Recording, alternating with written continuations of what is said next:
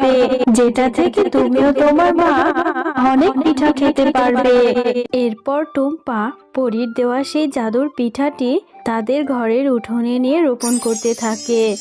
আর হঠাৎ করে সেখান থেকে অনেক বড় একটা জাদুর পিঠার গাছ হয়ে যায়। মা, জানো, আমি পুকুর ধারে বসে বসে পিঠা খাচ্ছিলাম, একটা বৃদ্ধা শিয়ালিনী আসে।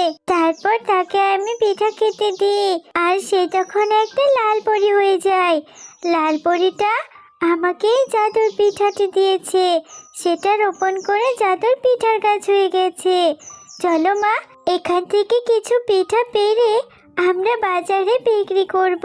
তোমাকে আর মানুষের বাসায় কাজ করতে হবে না মা। এরপর টুম্পা ও তার মা তাদের সেই গাছ থেকে কিছু পিঠা পাড়ে, আর সেই পিঠাগুলো নিয়ে তারা বাজারে চলে যায়।